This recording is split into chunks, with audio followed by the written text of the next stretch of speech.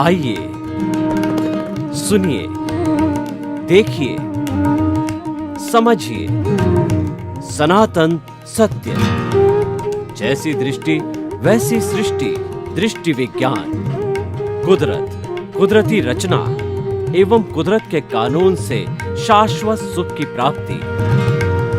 जोधपुर के परम पूज्य महात्मा उपासक प्रोफेसर डॉक्टर सोहन राज तातेड़ के निर्देशन में सनातन सत्य।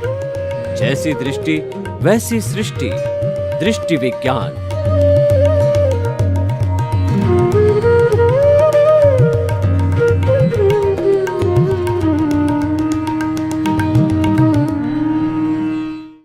भाई और बहनों, मातृशक्ति को नमन। आज का बहुत सुंदर विषय, समस्या नहीं समाधान ढूंढने। बहुत अच्छा सूत्र हम आपको दे रहे हैं कि समस्या हर कदम पर आती है। ऐसा कोई कार्य नहीं जिसमें कोई समस्या नहीं आती। इस दुनिया में ऐसा कोई व्यक्ति न हुआ है, न है, न होगा कि उसके जीवन में समस्या आए ही नहीं। देखिए, भगवान बुद्ध ने क्या कहा कि sorrow is omnipresent, the cause of sorrow is there, the cause of the sorrow is wishes. If you vanish all the wishes, you can get the permanent pleasure, salvation, emancipation, free from all the bondage। जीवन में समस्या है तो उसका समाधान भी है। हर समस्या के भीतर समाधान छुपा हुआ है। एक भौरा है, वो काले रंग का है, लेकिन इस दुनिया में मुख्य 5 तरह के कलर होते हैं: काला, पीला, नीला, सफ़ेद और हरा। वो काला कलर है, वो डोमिनेंट है भौरे का, लेकिन 4 कलर छुपे हुए हैं। ऐसा कभी नहीं होता है कि जो है दूसरी चीज़ें जो एग्जिस्ट करती है उसका अस्तित्व नहीं है। ऐसा नहीं होता है। अस्तित्व होता है, कोई डोमिनेंट होता है और कोई हिडन होता है। अगर समस्या आती है तो ये मान के चलिए इसका समाधान हिडन है। वो हमारे पास पैनी नज़र होनी चाहिए कि मैं उस समाधान को हम ढूंढ सकें। तो कहने का अर्थ ये है कि चिंता नहीं चिंतन करो, व्यथा नहीं व्यवस्था करो, प्रशंसा नहीं प्रस्तुति करो। आप जो है चिंता मत कीजिए, चिंतन कीजिए। जो समस्या आ गई है, आप चिंतन करने बैठ गए, अब क्या होगा, अब कैसे करें, अब किस तरीके से हमारा जीवन चलेगा, ऐसा सोचने की ज़रूरत नहीं है। आप तो चिंतन करो कि इस समस्या से कैसे निजात पा सकते हैं। व्यथा नहीं व्यवस्था करो। मात्र जो है व्यथा करने से, दुख करने से समाधान नहीं आएगा। समाधान तो ढूंढने से आएगा, पुरुषार्थ से आएगा, प्रयास करने से आएगा, श्रम करने से आएगा और ज़रूर आएगा। प्रशंसा नहीं प्रस्तुति करो। मान लिया आप अच्छे व्यक्ति है, आप गुणशील व्यक्ति है, लेकिन अपने मियाँ मिट्टू बनने लगे कि मैं अच्छा हूँ। खाली प्रशंसा करने से क्या होगा? आपके जो गुण हैं उसकी प्रस्तुति करो। लोग अपने आप कहेंगे आप गुणी व्यक्ति हो, आपको प्रशंसा करने की आवश्यकता ही नहीं रहेगी। तो हम इस माध्यम से कहना चाहते हैं कि आप समस्या का समाधान ढूंढना चालू करो। वह हिडन है, ढूंढोगे तो ज़रूर मिलेगा। हम कुछ उदाहरण दे रहे हैं। जैसे कि मान लीजिए कि हमारे व्यापार में घाटा हो गया तो और हमको नुकसान हो गया, ये समस्या पैदा हो गई। चलते चलते अच्छा बिजनेस चल रहा था और अब जो नुकसान हो गया, तो मात्र चिंता करने से क्या होगा? चिंता चिता से बुरी है। अकेला आप चिंता करने लग जाओगे तो वह आपको भीतर ही भीतर कुतर देगी। जो चिता होती है वह तो व्यक्ति को एक बार जलाती है, लेकिन चिंता है व्यक्ति को हर क्षण जलाती रहती है और वह व्यक्ति जल कर के भीतर ही भीतर राख हो जाता है। तो अब देखिए कि हमारे जो है वो घाटा लग गया। अब आप उसका समाधान ढूंढो कि किस तरीके से हम प्रॉफिट में आएं। उसके लिए आप थोड़ा चिंतन कीजिए कि किन किन गलतियों की वजह से हमारे घाटा लगा। आपको कारण सामने आएंगे कि हमने जो पैसा उधार दे दिया, दूसरा पड़ोसी के जो दुकान से कंपटीशन करने की वजह से हमने जो है बिना मुनाफा कमाए नुकसान के अंदर कपड़ा बेच दिया, और तीसरा हमने समय से पेमेंट नहीं भेजा तो हमारे माल आना बंद हो गया और ग्राहक टूटने लग गए। इस तरीके से कारणों को खोजिए और उन कारणों का निवारण प्रारंभ कीजिए कि हमको नुकसान में कपड़ा नहीं बेचना है, हमको उधार नहीं देना है, और हमको वाजिब मुनाफा जो हम पहले ले रहे थे 10%, 15%, 5%, वही पुनः नीति वापस लागू करो।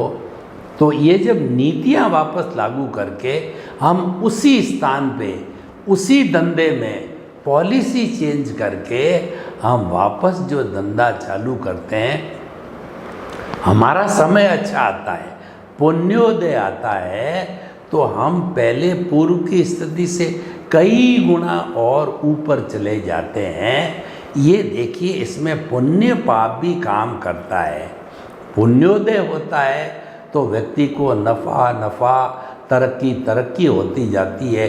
पापोदय होता है तो व्यक्ति को घाटा घाटा घाटा नीचे व्यक्ति बैठता जाता है। तो इस तरीके से जो है हमने समस्या समस्या चिल्लाने की बजाय, चिंता करने की बजाय, दुख करने की बजाय तुरंत समाधान ढूंढा और उसे तुरंत निजान पा ली। एक लड़का है जो कि समझता ये है कि मैं तो फर्स्ट पोजीशन में आऊँगा, अच्छे डिवीज़न को प्राप्त करूँगा, पढ़ाई भी करता है, लेकिन नियत्या का योग है, वह फेल भी हो जाता है।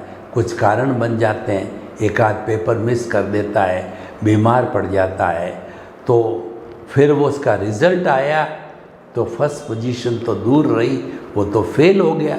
घबराने की कोई बात नहीं है। जब हम कोई कार्य करते हैं तो दो ही चीज़ें होती है, सफलता या असफलता। असफलता में घबराने की क्या ज़रूरत है? जो महात्मा गांधी ने कहा, कोई भी व्यक्ति महान बना है, इसका मतलब उसके जीवन में असफलता जरूर आई है, श्योर आई है, अवश्य आई है।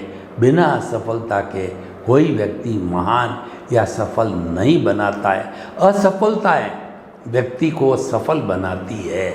जो समस्याएं हैं व्यक्ति को जो है महान बनाती है, वही व्यक्ति को ट्रेंड करती है समाधान ढूंढने में। जो व्यक्ति विपरीत परिस्थितियों के अंदर स्ट्रगल करता है वही महान व्यक्ति होता है। और कहा भी गया है कि स्ट्रगल इज़ लाइफ। जो व्यक्ति संघर्ष नहीं करता है वो व्यक्ति कभी भी महान नहीं बनता है। आपने देखा होगा बड़े बड़े कुबेरपतियों के जो बच्चे होते हैं वो कोई बड़ा कार्य नहीं कर पाते हैं, वो तो अपने पिता की संपत्ति को एंजॉय करते हैं, मौज मज़ा और मस्ती करते हैं। और बेचारे बाबा साहेब अम्बेडकर, स्वामी विवेकानंद, दयानंद सरस्वती, महात्मा गांधी, छत्रपति शिवाजी, तात्या टोपे, किन किन का नाम लूँ, उन लोगों ने कड़े से कड़े जो है रानी अहिल्या कड़े से कड़े संघर्ष किए और उस संघर्षों के अंदर, समस्याओं के अंदर घबराए नहीं और हर समस्या में छिपे हुए समाधान को बड़ा जो है वो मध्यस्थ भाव में रह कर के वो संतुलित तरीके से निकाला और वो महान बने।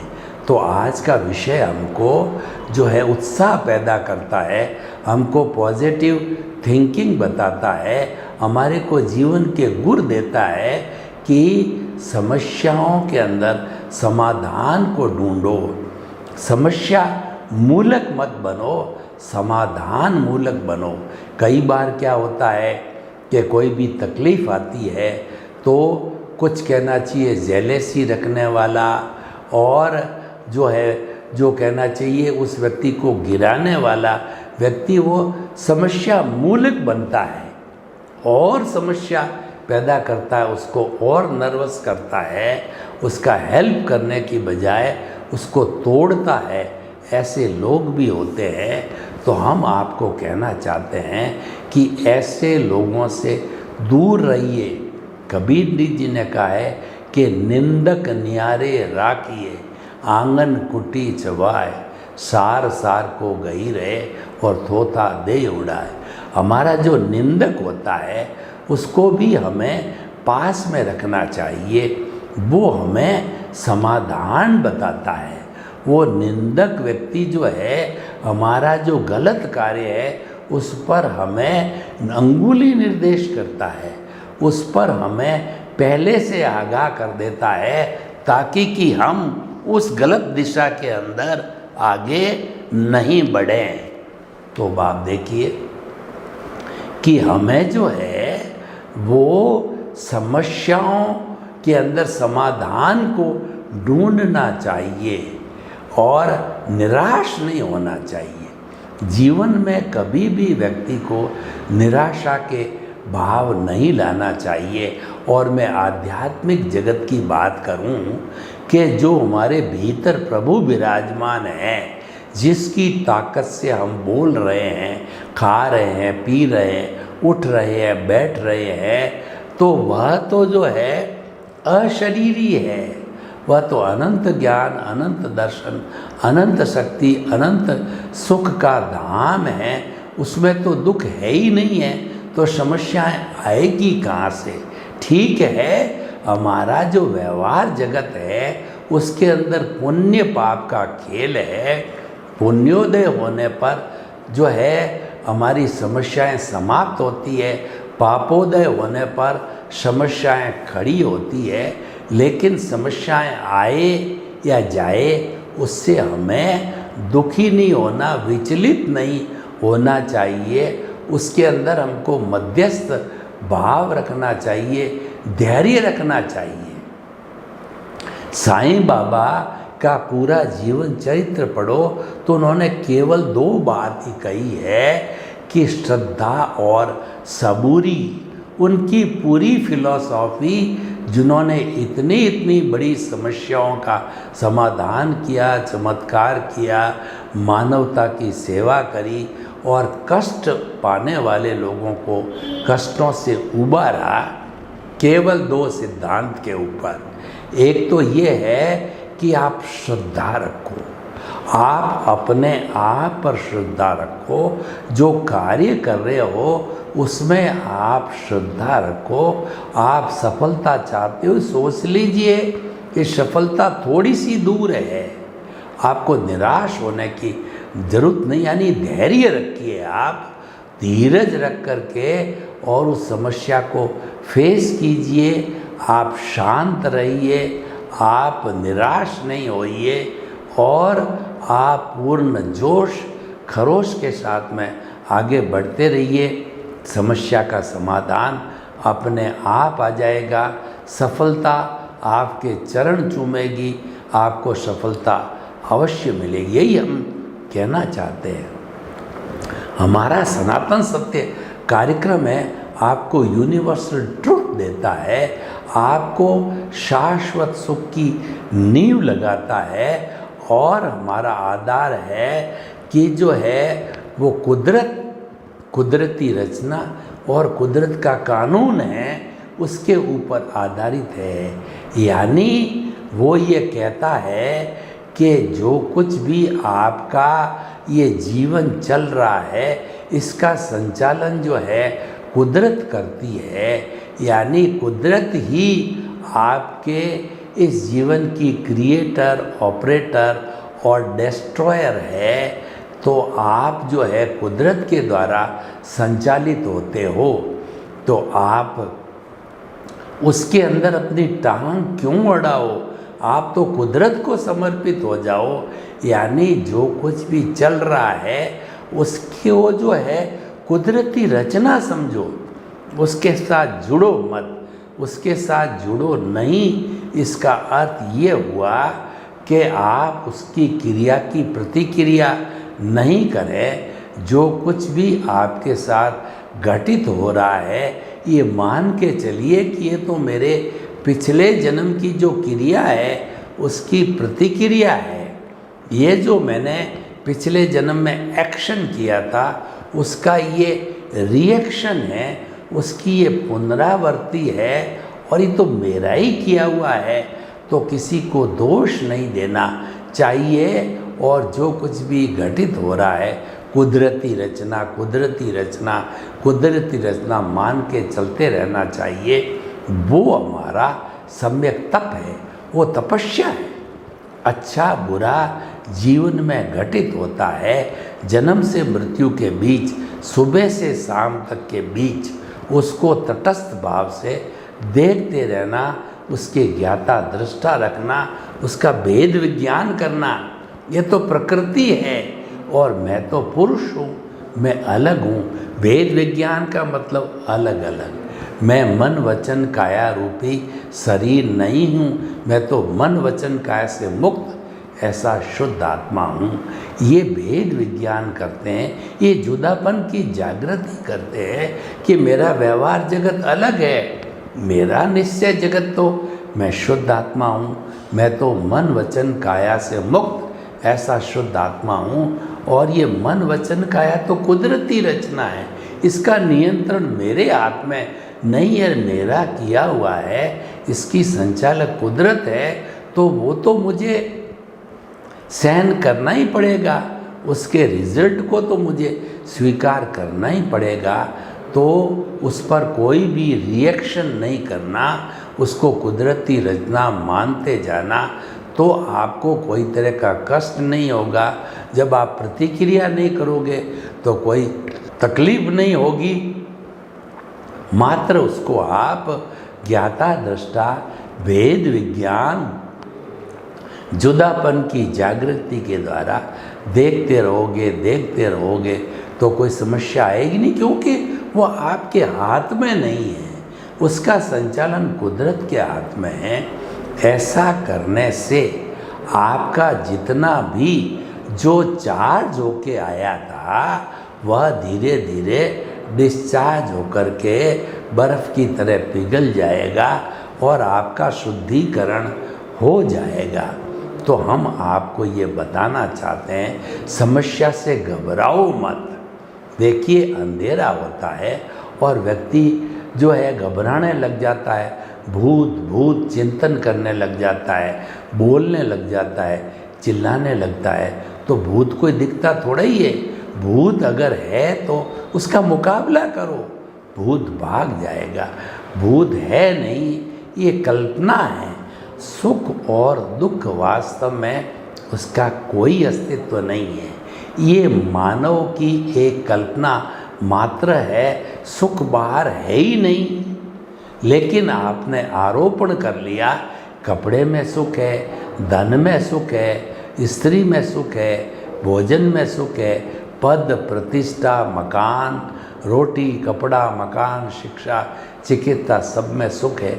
आपकी ये भ्रांत मान्यता है।